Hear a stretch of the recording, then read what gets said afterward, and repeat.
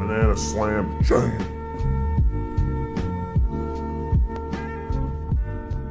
Got a 5,500 carry. Is that correct? Yeah, it's 5.4 now.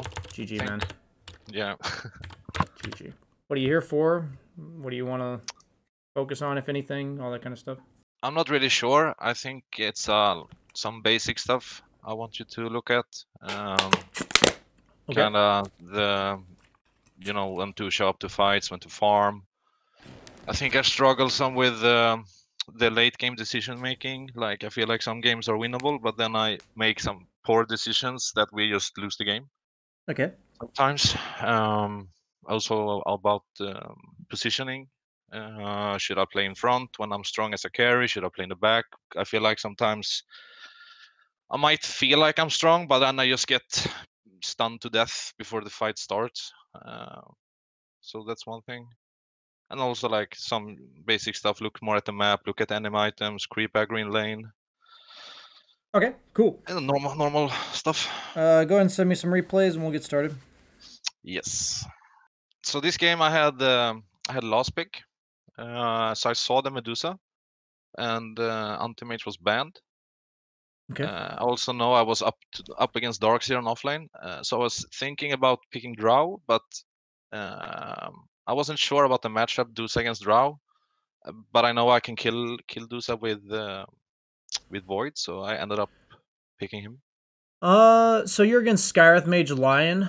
It's a pretty difficult Faceless Void game.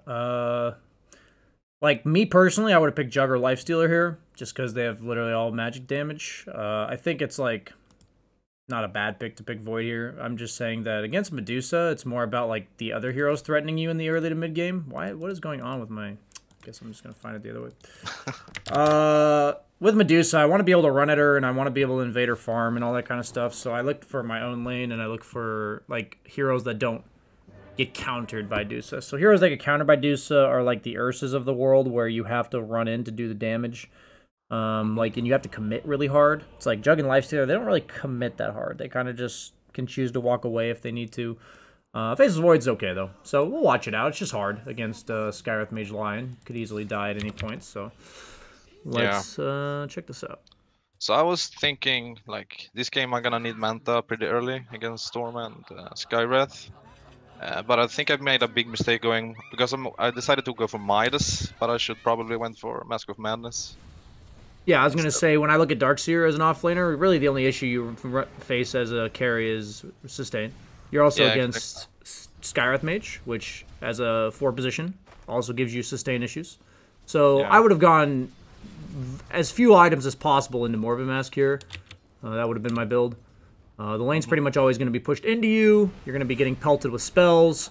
So this is where you have to think about the lanes. It's really important. I think if you don't rush Mask of Madness against this lane, you don't think about lanes enough. Because, like I said, Skywrath and Darkseer, that's all they do. They don't kill you by committing onto you at some point. They kill you by pelting you with spells continuously throughout the lane. And then eventually you can't sustain through it. That's how these heroes bring you down. So you just have to think like that if you want to reliably climb out of 5K. You know, there's people that don't think like that are above 5K, but it's like if you want to listen to me and reliably climb, you have to look at the other 2 heroes and say, this is how they play the lane, these are their strengths, these are the issues commonly facing. That's why Jug and Lifestealer also appealed to me, because not only are they decent against all this magic damage, but they also have built-in sustain against a lane that is all about harassing you. So I don't hate Void because he also has a little bit of sustain himself, but it's not the best sustain against Darkseer, just because Ion Shell is continuous damage, while Faceless Void is meant to be against, like, you know, a Legion where he nukes you and you time walk it off.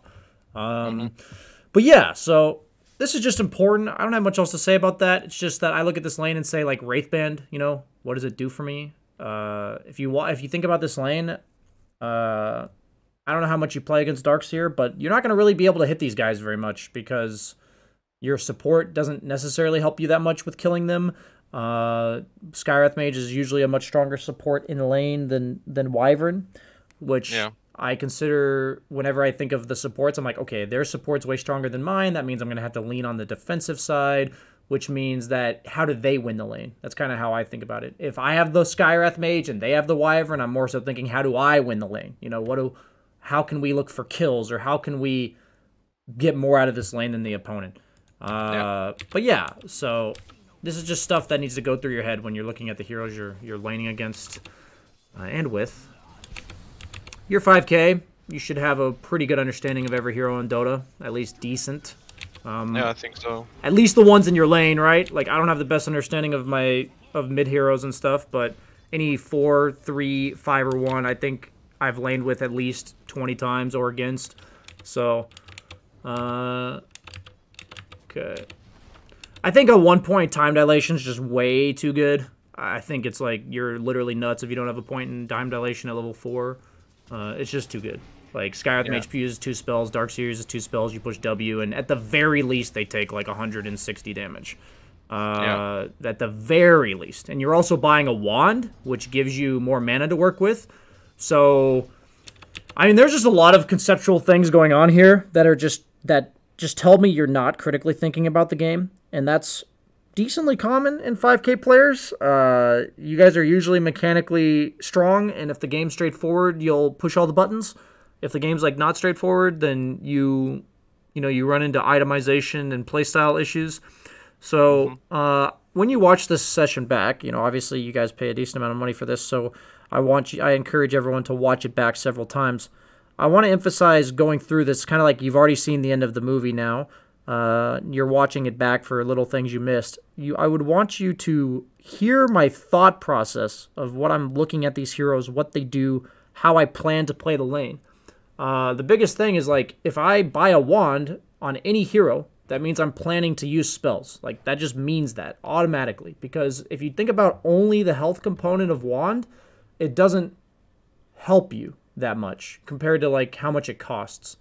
So, it's like, if I'm playing against Bristle, the reason why I don't think Slark is that great in lane versus Bristle is because Slark doesn't turn mana into efficient trades. Like, I'm giving an example. Like, what I mean is, I use Bristle as an example because he's a perfect offlaner to buy stick against, and then I use Slark as an example because people think he's like a theoretical counter to Bristle. And it's like, well, in lane, I like playing heroes like Drow and Troll, who convert mana into damage because they have decent armor as ranged heroes and their agility, and they also convert that mana that they get from the stick into damage. That's also something I consider when I'm playing offlane against a PA, because I get a lot of stick charges from a PA. But either way, you need to start critically thinking about the items you're buying. So items, what they mean for you. Wand straight up means I'm going to trade with them and I'm going to spam spells. How much are you trading with this guy? How much spells are you using? It's like, if this is what I'm looking at, and I see your inventory as a wand, and I see your health and mana right now, and I see your skill build, I'm kind of just like, what? Like, where's the connection?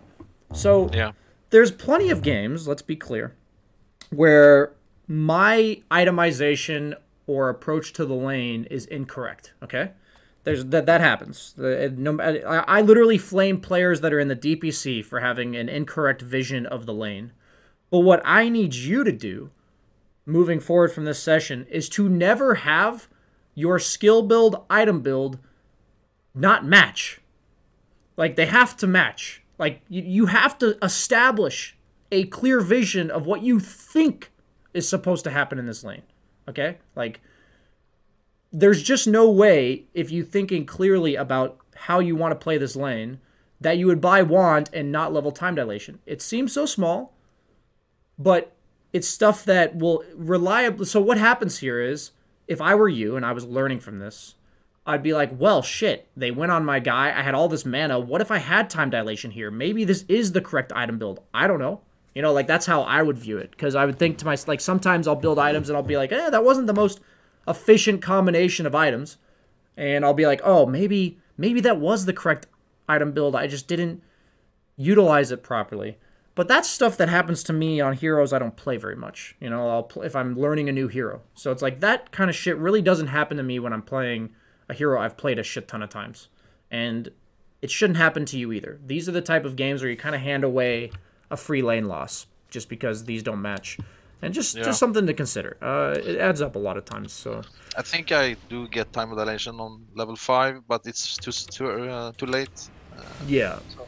Your Q is like a pretty terrible second skill point. It goes from 24 to 18. You know, it doesn't really do anything for the most part. Yeah. Time dilation also just got buffed. It's like why Faceless Void gets picked. So yeah, you do take it. So it's like you're realizing this in the back, like in hindsight. Yeah, but it's too late. Yeah. So people ask, you know, all types of questions like this. When do you go Mask of Madness versus Midas on Faceless Void? Both of them are farming items. One of them offers you a bit more damage in Chrono, and one of them offers you Sustain. So it's like, if you need damage for Chrono kills and you need Sustain, you go Mask of Madness. If you don't, you go Midas. And so it's like you're in a lane where you've literally ferried yourself an extra 200 gold of regen, and you're also getting salved by your support. It's so if you're a carry with an automatic way to buy Sustain, you just have to buy it. That's just kind of how it is. No ifs, ands, or buts about that one. Let's see. So here I decided to not defend the tower. Because I wanted the lane to come back so I can like make them leave, basically. Well, that was going through my head at least. Not sure I could have saved it anyways, but... What do you think? Like, how would you have saved that tower? Why couldn't you save the tower? I mean, I was pretty low on HP. And they had a catapult, and the tower was already low, so I don't think I could have saved it anyways. Okay, so we're learning from this replay. What does this tell you? I don't know. That I couldn't save it. I don't know. If I had health, I could have defended that tower. So what does that tell you? That the lane would... what that tells you is buying Midas killed your own tower. If you just had a Mask of Madness, you wouldn't lose your tower.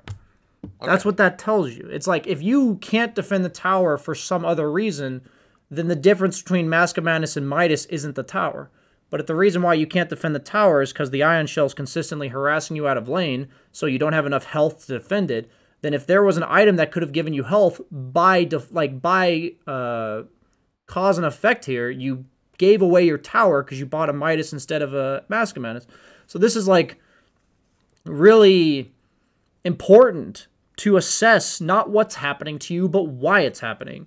It's like there's certain games where you just can't do anything to defend that tower. There's absolutely nothing you can do, whether or not you had a really bad lane, whether or not it's a bad matchup, whether or not something went wrong, where you didn't have like unforeseen circumstances. Once you bought this Midas, I think it's reasonable that you can't defend this tower.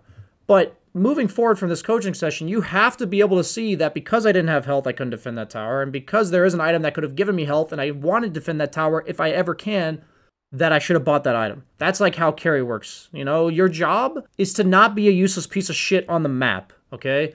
And there's some games where you're going to be a useless piece of shit.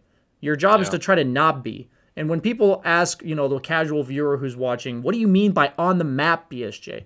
What I mean is your team is usually going to be doing stuff and fighting and all that kind of stuff. You're going to occasionally show up to that.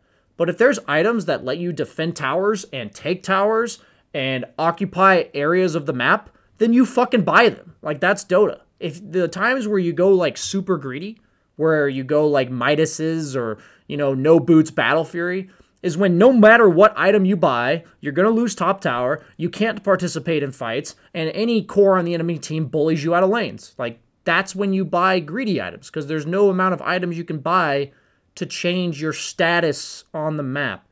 So what I look at is, by buying a Midas, your impact on the map is nothing. Like, it's literally nothing. And there are going to be games, reminder to everyone, I've already said it twice, that you can't do anything.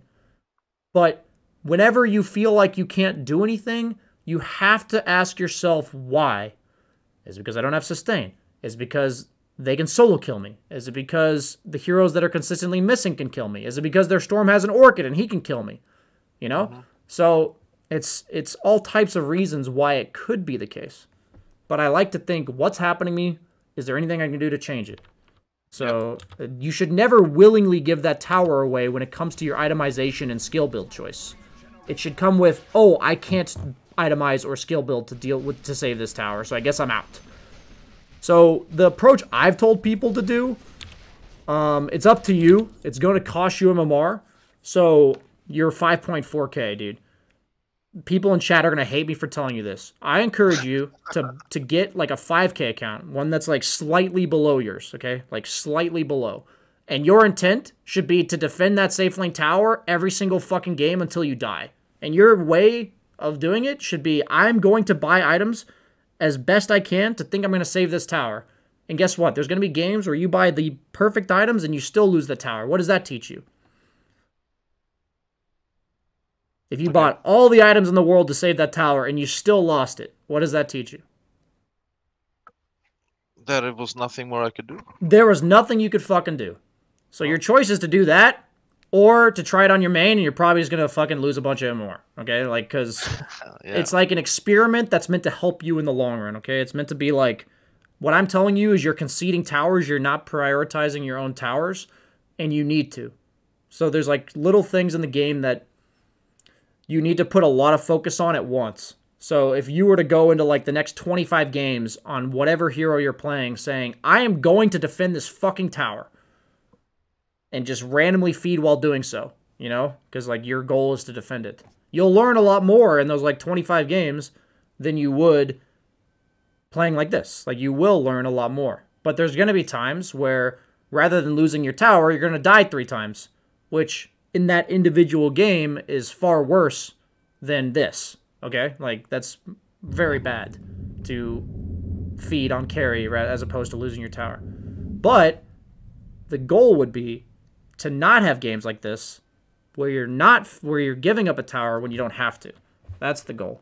So I encourage smurfing close to your bracket, within 500 to 1,000, with the intent to learn something very specific. Like, I am going to fucking mindlessly defend this tower, and I gotta come up with how I'm gonna do it. Because the fact is, you're not gonna play at 5,400 level, so if you choose to do it on your main account, you're just gonna lose MMR. And that's fine if you're willing to tank it, but people may say, just have them play it on unranked. No, that doesn't fucking work, chat. I hate all of you who say that. Okay, moving on. So, it's really hard for you to get out on the map because you have this Midas. I see that they want to do a smoke play, so now it's going through my head if I should join because I have Chrono or not. So, what you're supposed to do here is that your team is in the mid lane, right?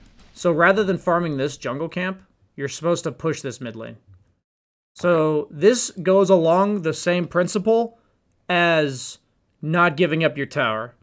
Because your team is making moves on the map, you have to not be non-existent on the map. So this wave, existent on the map. This jungle camp, non-existent on the map. Do you see the difference here? Yes. Okay. That is what I mean by... So, if you are at this... So, if you farm this jungle camp, you are not showing up to this. That's just how it is. If you farm this, you might show up to this. That's like the big difference there. Because when I tell carry players to be a presence on the map, it often means you are capable of protecting something or participating in something. Like, you're capable. You always have the option. It's a very hard skill on carry to develop because you're combining, like, farm efficiency with also constantly being poised to participate in the game. So these are the type of moments in the game that you have to learn to recognize. Points where your team is doing something, whether it be contesting an objective or ganking or team fighting, and if you could have placed yourself somewhere better on the map to better suit this. You know, in this case, since you're a hero that has an ability that contributes to this fight, you should posture yourself on the map, farming as close to where your team is as possible. That's what you're supposed to do. If you were like an anti-mage, your only way of participating in this would be to push this out, and if the fight breaks out in your favor, you would TP mid and join it. That's what like a split pusher would do. Okay.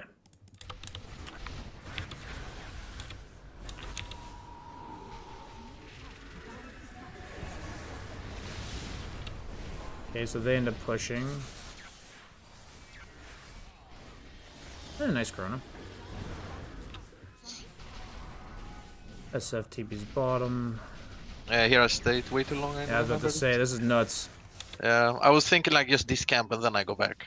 Yeah, I can understand what you're thinking. I was like, so when's he gonna die here? That's kind of what I was thinking, but that's just playing on the map stronger than your hero is.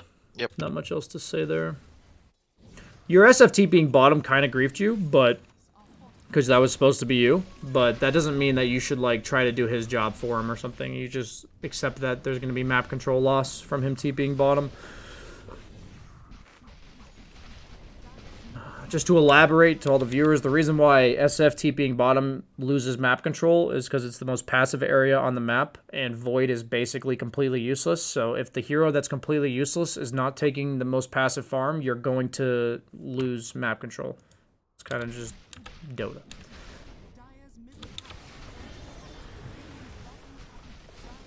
I feel like I would have gone Mask of Madness SNY BKB here. I feel like that's the item build I would have gone. The problem with Manta is it does absolutely nothing to these three heroes. And this guy still kills you. So it like seems nice in theory that you have a Manta, but it doesn't help you fight and farm. It just helps you get rid of Orchid. Yeah, so that's true. This is like a 5k gold item that just doesn't do enough for you for how much it costs. So when I play heroes like Void, who... I'll ask you, what's the difference between Faceless Void going Manta and Luna going Manta? I think Luna benefits more from the illusion. I guess. Like, in what capacity does she benefit from the illusions? Pushing, splitting. It accelerates her. Yeah. Okay? So on heroes where Manta does not accelerate you, you only buy it if it makes you unfucking killable to buy a Manta. Like, you have to look at their heroes, they have 2 roots and a silence. And you're like, damn, if I have a Manta, I'm unfucking killable. Then you buy a Manta. Because in that case, it does accelerate you. Do you see that? Because if you're unkillable, it accelerates you. Yeah, I was thinking more about like Storm and Skywrath, but of course, Sanction Yasha would be probably better. Well, the point is that there's heroes that kill you, but Manta doesn't solve all of them. So you still die. So it's like, okay. If you're buying an item with the sole purpose to like make you unkillable and you can still die, then oh yeah, sorry, I always forget this. I need to remove my map filter. Sorry guys, I always forget. Thanks for the request. Okay.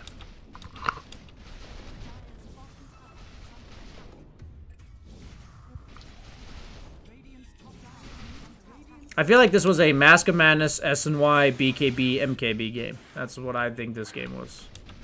That's my thoughts on my items. You could go BKB before Sanj and Yasha. Kind of depends on how the game's going. But it feels pretty bad if you go BKB first. Yeah. I would probably buy the Sanj component of the Sanj and Yasha first as well. Yeah, at this point, I made up in my head that I'm going BKB, MKB next now. If you're on Faceless Void and you're buying a Manta and a BKB, you bought the wrong item. Yeah. Faceless Void, I believe 0 out of 100 times is a Manta BKB buyer. Okay. Very nice.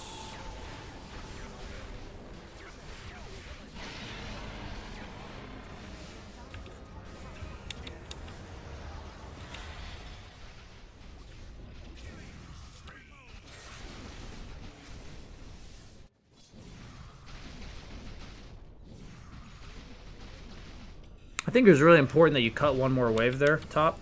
It was 2340 when you TP'd bottom. Yeah, I would have cut one more wave there. For sure.